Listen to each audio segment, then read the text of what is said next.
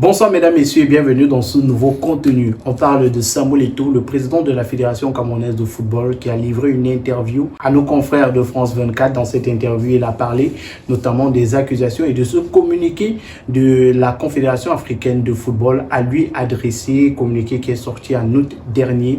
On analyse de cette sortie de Samuel Eto'o qui annonce une plainte contre la Confédération africaine de football. Bonsoir Yannick Rino.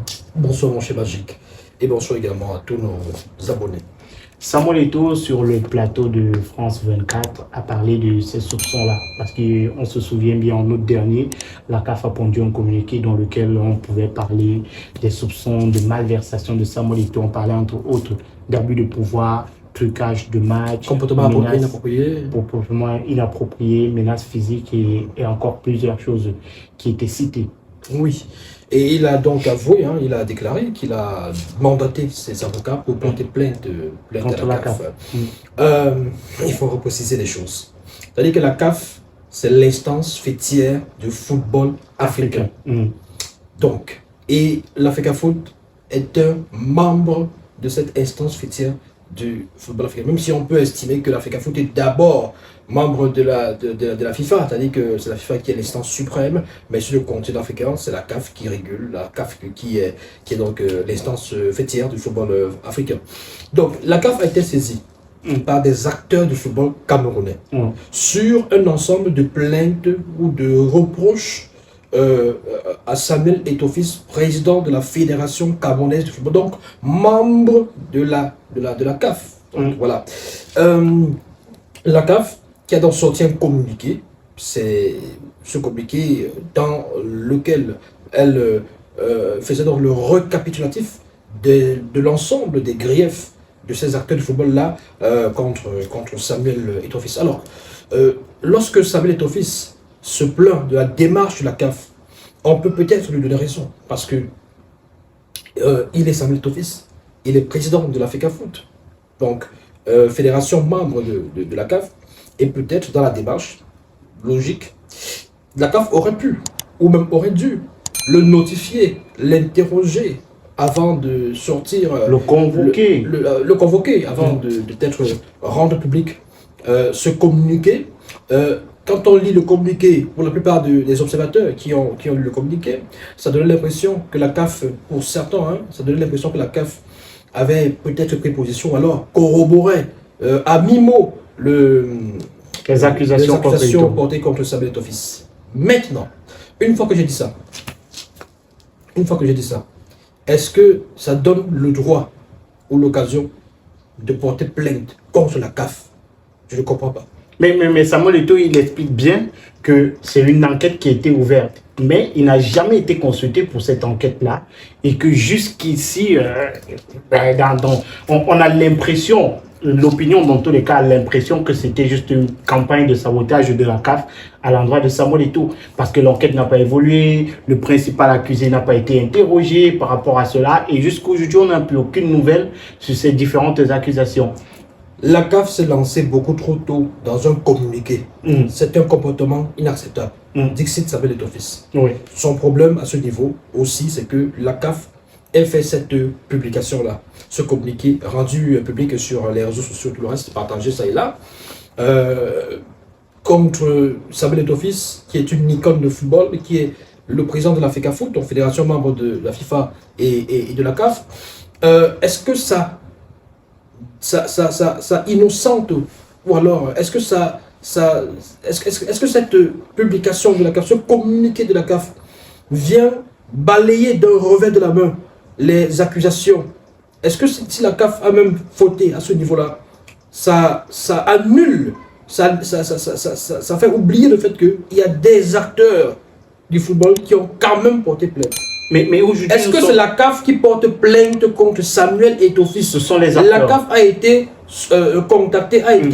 été contactée, a été saisie, c'est ce terme approprié, saisie par des acteurs de football, parmi lesquels on peut les citer, les Indianapois, les consorts, voilà, pour dénoncer des faits, un certain nombre de choses qui le reprochent à Eto'o. Alors, on n'est pas on n'a pas la boule cristal pour savoir si ce qu'il reproche à Eto'o est vrai ou faux. Nous sommes juste là pour analyser la démarche entreprise par les différents acteurs. Donc, la CAF est saisie. On lui dit, ton membre, il fait ceci, il fait cela au pays, au Cameroun. Nous sommes venus te voir parce que nous voulons que tu fasses une enquête et que tu le sanctionnes et que tu tires les conclusions qu'il faut pour pouvoir justement infliger les sanctions qu'il mérite. Nous avons un certain nombre de preuves. Voici des enregistrements, voici des documents, voici des témoignages. Donc, l'erreur qu'on peut reconnaître à la CAF, c'est peut-être de n'avoir pas, comme il a si bien dit, contacté Eto'o, auditionné au moins, convoqué, interrogé, c'est-à-dire user quand même d'une certaine diplomatie, d'un certain tact, parce qu'il s'agit de Samuel Eto'o qui est président de l'Africafoot et pas d'un personnage lambda. Il s'agit quand même de l'icône de football, l'icône, peut-être la plus grosse icône du football africain. Il faut le gérer avec cette façon. Maintenant, est-ce que chaque fois que la CAF a affaire à ce genre de situation, la CAF gère comme Eto'o aurait souhaité comme gère son cas? Non, peut-être pas, mais moi je me dis qu'aujourd'hui, Eto'o décide de déposer la plainte aujourd'hui parce que ça fait 8 mois. Il y a eu le communiqué qui est sorti, mais il a l'impression aujourd'hui que c'était peut-être une cabale. Peut-être c'est pour ça que Samuel Eto'o dépose la plainte. Parce qu'après 8 mois, on n'a pas d'évolution de l'enquête. Si il y avait des plaintes qui ont été déposées contre Samuel Eto'o et que jusqu'aujourd'hui, il n'a pas été interrogé par rapport à ces plaintes-là, ça veut dire qu'il y a un problème, il y a quelque chose qui coince quelque part. D'accord, ok. Donc, Samuel se dit que, puisque jusqu'à présent il n'a pas été condamné, il n'y a pas d'évolution dans l'enquête, donc... Il devait être interrogé. Ça veut dire que si je m'avais déposé, quand vous partez déposer une plainte dans un commissariat contre Yannick Reno, la première personne qu'on appelle pour se justifier, c'est Yannick Reno. Effectivement. Avant de sortir un communiqué. Je pense avoir dit que je peux reprocher à la CAF de n'avoir pas fait cela. C'est-à-dire qu'on peut reprocher à la CAF de n'avoir pas fait cela. Et j'ai chuté tout à l'heure en disant, est-ce que c'est le cas chaque fois que la CAF a ce genre de situation? Est-ce que c'est le cas avec les autres accusés? C'est-à-dire que lorsqu'on fait des plaintes auprès de la CAF par rapport à tel autre président de telle autre fédération ou de tel responsable de tel autre acteur de telle structure du football africain, est-ce que la CAF suit la démarche que Samuel aurait voulu qu'elle soit... La démarche logique, pas forcément celle de Samuel. Non, je dis, non, c'est pourquoi je dis, c'est quoi la démarche logique justement? Est-ce que c'est comme la CAF a fait là, ou alors est-ce que c'est comme Samuel aurait voulu que la CAF le fasse? Parce que la CAF est quand même une structure, j'ai envie de dire, une structure sérieuse. Elle n'existe pas aujourd'hui. C'est l'instance. Mais on connaît aussi les relations entre la CAF et la FECAFOOT ces dernières années. Ces dernières années. Bon, ce n'est pas, vous savez, c'est pas tout le monde qui gère les structures avec des états d'âme. C'est pas tout le monde. Certains peuvent le faire, certains le font si bien, et on les connaît. On sait bien quels sont ces responsables qui gèrent les fédérations et tout ça avec des états d'âme, au point où ils mettent des rancunes en avant.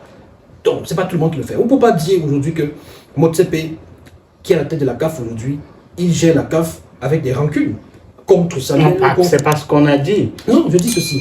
On ne peut pas dire que cette situation résulte d'un certain nombre de désaccords ou de tensions entre la CAF et l'Africafoot. Je me demande si ce n'est pas la méthode habituelle de la CAF ou Samuel aurait voulu que, parce qu'il est Samuel Eto'o, qu'on fasse autrement. Et autre chose, il porte plainte contre la CAF par rapport à quoi? Moi, je veux bien savoir quel est le motif. Il n'a pas évoqué le motif. Il a dit que il porte plainte. Soit un peu il a parlé de cette sortie active de la CAF. Monsieur Magique, vous allez porter plainte contre Yannick Reno au commissariat de, je sais pas, 8e ou 14e, ou à la PJ à Bolandjo. Parce que la PJ à Bolandjo a communiqué partout que, en fait, Yannick Reno a porté plainte à Magique parce que vous décidez donc de traîner la PJ en justice. Le motif, c'est... Mais il peut traîner la CAF en justice tout simplement parce que la CAF a fait cette sortie active-là. Des accusations aussi graves, Yannick Reno, à l'endroit d'un président de fédération sans justificatif. Ce que j'aurais voulu, c'est que Samuel Eto'o donne le motif de sa plainte. Bon, disons, il y a deux choses. J'aurais voulu qu'il donne le motif de sa plainte. De deux. J'aurais préféré, par exemple, qu'il porte plainte contre ceux-là qui l'accusent sans preuve, ou alors qu'il accuse injustement. Pour ma part, c'est... Non, sauf que ceux-là n'ont pas publié leur plainte à travers des sites officiels. Ils sont allés à la CAF et c'est la CAF qui s'est chargée de publier ça. Ça s'est retrouvé sur les réseaux sociaux. Ça s'est retrouvé sur les réseaux sociaux. Comment est-ce que nous savons le contenu un tout petit peu de ces accusations? Parce que justement, la CAF n'a fait que... J'ai bien dit, ils ont récapitulé. Comportement inapproprié, menaces, match truqué. Ils ont précisé qu'ils ont été saisis par des acteurs. Ils ont utilisé le terme acteurs de football camerounais qui ont porté plainte contre le président de la fédération pour ceci, cela. Mais comment comprendre ils n'ont pas pris position. Le problème avec ce communiqué de la CAF, c'est justement que Eto'o n'a pas été notifié. C'est ça le problème. Mais comment comprendre que jusqu'ici, Samuel Eto'o n'ait pas encore été interrogé sur cette affaire-là? Au Cameroun, généralement, quand il y a des affaires judiciaires, qu'est-ce qu'on dit? Laissons le temps à la justice de faire son travail. C'est pour Cameroun, c'est la CAF. Peut-être. Et en attendant, c'est le nom de Samuel Eto'o qui est gâté. Vous oubliez que la CAF était... la CAF avait beaucoup d'autres chats à fouetter. Il y avait la CAN. Il y avait des compétitions qui se déroulaient. Il y a beaucoup de choses, beaucoup de dossiers sur lesquels la CAF travaille. En ce moment, aujourd'hui, en février 2024, on est mal placé pour savoir ce que la CAF est en train de faire de ce dossier Samuel Eto'o fils. On est mal placé pour le savoir. Donc, tout ce qu'on peut souhaiter, tout ce qu'on peut espérer, c'est que un de ces quatre, je ne sais pas quand, parce qu'on dit souvent le temps de la justice, que la CAF nous ponde un communiqué, ou alors la CAF sorte des résolutions. Les enquêtes, ça prend du temps. Pour rassembler des éléments, ça prend du temps. Pour faire des enquêtes, vous ne savez pas si... Mais est-ce qu'on ne devait pas commencer cette enquête-là par Samuel Eto'o? Ça veut dire que ça devait peut-être être lui la première personne. Et je pense que c'est de ça qu'il parle. Il dit, jusqu'aujourd'hui, je n'ai jamais été interrogé. S'il y a l'enquête par rapport à quelqu'un, c'est la première personne qu'on interroge par rapport à... Et il dit qu'il aurait apporté, il se serait mis à la disposition des autorités de la Confédération africaine de football. Il serait mis à leur disposition pour répondre aux questions et éclaircir un certain nombre de choses. Et même à ce niveau, on aurait toujours trouvé à redire. Parce que imaginez un tout petit peu que la CAF annonce, ou alors des médias annoncent que Samuel Eto'o fils est convoqué à la CAF pour enquête. Imaginez, c'est-à-dire que, essayons un peu d'imaginer cette information, cette nouvelle-là. Samuel Eto'o fils convoqué à la CAF pour répondre des accusations de... C'est plus esthétique, non? Mais que faire un communiqué pour dire que... Non, le communiqué est là pour rendre compte du fait que des gens sont venus saisir la CAF pour dire qu'ils portent plainte contre Eto'o. C'est le compte rendu.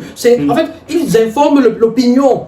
Peut-être que Eto'o fils n'est pas content qu'on ait publié. Or, c'est une information. C'est-à-dire qu'ils informent l'opinion. Ils disent que nous avons été saisis par des acteurs de football qui disent que Eto'o a fait ci, Eto'o a fait cela. Nous allons ouvrir une enquête. Point. Ils n'ont même pas dit dans le communiqué qu'ils trouvent normal, qu'ils sont d'accord, que c'est comme si c'est même vrai, c'est comme s'il y a quelque chose là qu'Eto'o a fait, ils ont vu. Non. C'est parce que, nous sommes dans une querelle et dans une bataille médiatique. Eto'o fils, lui, il sait très bien où actionner des leviers pour pouvoir justement mettre la pression sur X ou sur Y. D'ailleurs, je rappelle qu'Eto'o fils a fait cette interview sur France 24. La visibilité, l'impact, tout ça, le retentissement, ça s'est regardé en France. D'abord, c'est le média de la propagande française, donc à travers le monde. Il peut être sûr que même la FIFA, on a vu, il peut être sûr que dans tout le monde... et là, il peut aussi faire ce type de sortie pour se faire passer pour une victime. C'est-à-dire que même la CAF, c'est un peu ça l'impact, c'est un peu ça le sens qu'on va percevoir. Donc même la CAF est contre Eto'o, c'est terrible.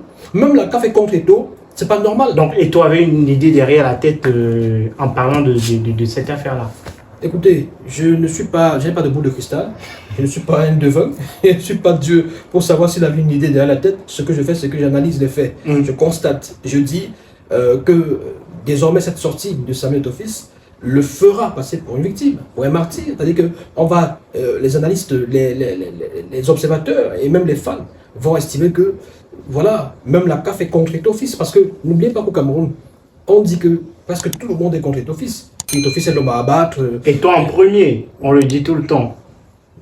Je n'ai pas ce poids-là. Je ne me connais pas comme quelqu'un qui a tout ce poids, toute cette carrure, cette force. Donc, avec cette sortie, il peut aisément se faire passer pour une victime. Et ça va marcher parce que Maintenant, il a dit qu'il va porter plainte à la CAF. Il a notifié ses avocats pour qu'ils puissent porter plainte. Je veux savoir le motif. C'est tout ce que je veux. Je veux savoir quel est le motif. Qu'est-ce qu'il lui reproche très prochainement. Et voilà. Merci Annie Renaud. Je t'en prie, merci. Merci également à vous tous d'avoir regardé cette émission. N'hésitez pas à laisser vos avis en commentaire, likez la vidéo et si vous êtes nouveau sur la chaîne, abonnez-vous pour ne rien louper de nos prochaines vidéos. À la prochaine.